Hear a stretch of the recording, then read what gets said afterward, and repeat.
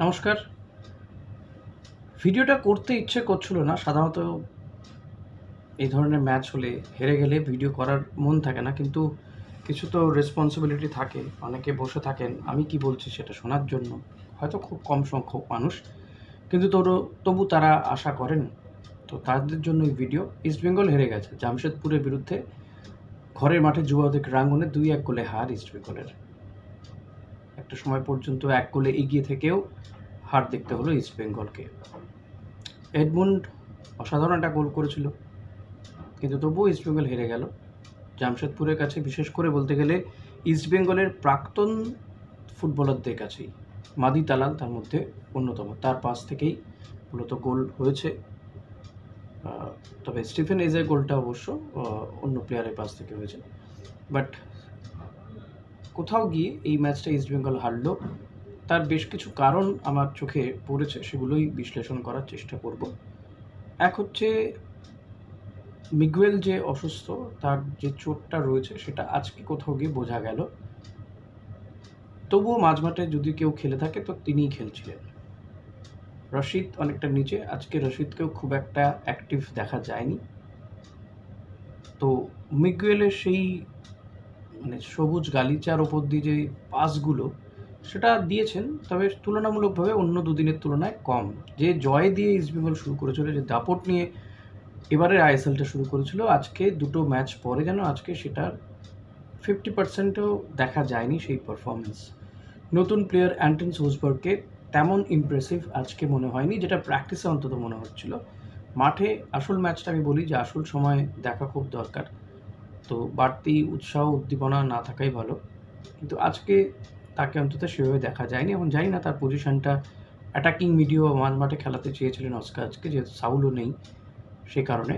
তো সেই কারণে কিনা আমি জানি না, বাট তাকে সেভাবে দেখা যায়নি। অনেক সময় সে বুঝতে পারছিল না যে পাসটা তার ধরা উচিত নাকি ছেড়ে দেওয়া উচিত বা কাকে দেবে। তার কিছু কিছু টাচ যথেষ্ট ভালো, বাট ম্যাচ জেতানোর মতন কিছু নেই। দুটো ম্যাচে পরপর জোড়া গোল করে যিনি হিরো হয়ে উঠেছিলেন সেই ইউসুফ ইজেজারি, তাকে কার্যত আজকে বোতলবন্দি করে দিয়েছিল স্টিফেন ইজেরা। অসম্ভব ভালো ডিফেন্স করেছে। জামশেদপুর নিজেদের রক্ষণ বাঁচিয়ে অ্যাটাকে গিয়েছে। দীর্ঘ সময় ১-১ গোলে ড্র ছিল। ম্যাচের নির্ধারিত সময়ের কয়েক মিনিট আগে তারা গোল দিয়ে এগিয়ে গেল। এক্সট্রা টাইম পেলেও, অতিরিক্ত সময় পেলেও ইস্টবেঙ্গল, অতিরিক্ত সময় ৭ মিনিট পাওয়া গেলেও ইস্টবেঙ্গল গোল করতে পারল না। অনেকগুলো গোল মিসও হয়েছে। ইউসুফ ইজেজারি সে হয়তো আজকেও গোল পেতে পারত, কিন্তু সে গোল মিস করেছে। মিগুয়েলের পাস থেকে সে গোল করতে পারেনি। এডমন্ড যতটা ভালো, যতটা তার খেলা আর উন্নত হচ্ছে, ততটাই কিন্তু কিছু পড়তির দিকে দেখতে পেলাম ইউসুফ ইজেজারিকে। হয়তো তার প্রথম দুটো ম্যাচে দুটো 4টে গোল হয়ে যাওয়াটা, নিঃসন্দেহে যে কোনো টিম তো তাকে চাইবেই মার্ক করতে।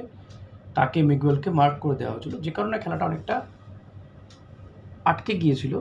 পাশাপাশি তবে মিগুয়েলের মতন প্লেয়ারদেরকে বেশিক্ষণ আটকে রাখা যায় না। পাশাপাশি জামশেদপুরের দুটো উইং দিয়ে ওই ভিঞ্চি ভ্যারাটো আর মোহাম্মদ শানান খুব ভালো আক্রমণে যাচ্ছিল। মাঝমাঠে মাদি তালাল, মাঝমাঠ আজকে ইস্টবেঙ্গলের সেভাবে দখলে ছিল না। তো তারা যখন আক্রমণ করছে, ইস্টবেঙ্গল ডিফেন্সকে অনেক বেশি ব্যস্ত থাকতে হয়েছে আজকে, সে কারণে গোলটাও হয়ে গেল। লালচুংনুঙ্গা শুরুর দিকেই একটা ফাউল করে বসলেন, ইয়েলো কার্ড দেখলেন, রাকিবকে নামাতে হলো অস্কারকে। তবে যখন ১ গোলে জিতছিল অস্কার, তখন আরও আমার মনে হয় সাবধান হওয়া উচিত ছিল অস্কারকে, কারণ এই ধরনের ম্যাচ থেকে ১ গোলেই জেতাটা অনেক বড় থাকে। সেখানে আরও বেশি ডিফেন্সের প্লেয়ার বাড়ানো যেতে পারত।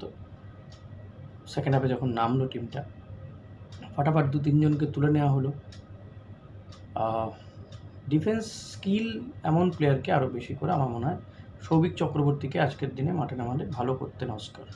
অস্কারেরও কিছু ভুল ধরা পড়েছে, তবে হ্যাঁ, ওই হাঁটতে শুরু করলেই ভুল ধরা পড়ে এমনটা নয়। দেখুন, জামশেদপুর টাফ টিম, আর এই টিমের বিরুদ্ধে ১ গোলে জয়টাও জয়ই হয়, কিন্তু সেটা কোথাও গিয়ে হারালো। পরপর ৩টে ম্যাচ জিতে জামশেদপুর লিগ টেবিলে চলে গেল। ইস্টবেঙ্গল হয়তো ৪-৫ নম্বরে নেমে যাবে।